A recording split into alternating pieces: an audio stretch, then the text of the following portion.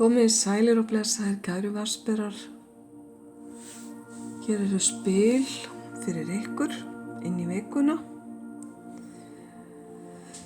Það er mikill eldur í spilunum hjá ykkur í þetta sinn. Mikill kraftur og ýmislegt í gangi. Mikið að vera, símtöl, hittingar, lausir endar, nýverkefni, ís og þys. Og það sýnir sig að í allum hamagangnum er einhvers konar óreiða, samkeppni,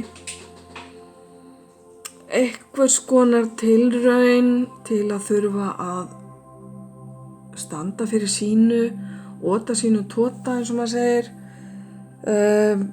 Það er hver höndin upp á móti annari, allir eru að berjast við að sýna sitt og koma sínu að. Þetta getur verið hugmyndir eða verkefni eða hlutir sem að fólk er að reyna að koma á framfæri. Svona orka hefur bara meiri kaos í för með sér og meiri óreiðu. Það eina sem að dugar hérna er bara ef allir fara í beina röð, einn kemur í einu, segir það sem hann þarf að segja, síðan næsti og svo kolli á kolli, skiljiði mig, eða það að allir taka höndum saman og vinna saman að verkefninu. Svona núningur skilar engu þegar að fram í sækir. Þetta skapar bara óánægju. Þetta fær fólki til þess að líða bara eins og það sé sett út í horn og enginn sé að hlusta. Þannig að þörfin fyrir að koma sér að er svolítið ríkjandi hérna. En orkan er bara svona, hún er kröftug og þegar að skellur á manni svona kröftug orka getur verið erfitt að höndla hana allavega fyrst sinn. Þannig að þetta er spurningum aðeins að stíga tilbaka og hugsa hvernig er best að gera þetta. Svo að þetta fara nú ekki bara allt í höng. Hvað þetta er, kæri vatnsberi, veit ég ekki nákvæmlega. Mér finnst þetta vinnutengt hjá mörgum ykkar. Það er að segja atvinnutengt.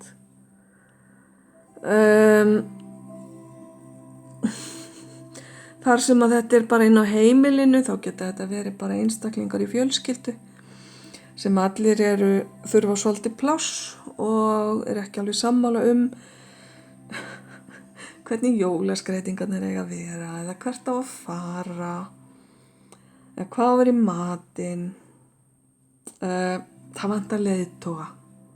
Það er eiginlega það sem að er kannski svona loka punkturinn minn í þessu.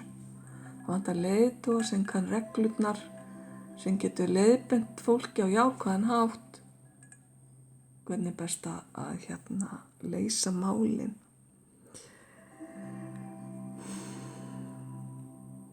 Þú þarft að reyna að forgangsraða, kæri vatnsberi, svara símtólum í réttri röð, segja ekki já við öllu, því þú getur ekki gert allt, það er bara lífsins ómögulegt. Skrifa hjá þér allt sem þú þarft að muna. Þetta er svolítið svona hringiðu orka. Busy. Það er gott að fá svoleiðis orku inn á milli. En ekki kannski gott að þrífast í henni til lengri tíma litið.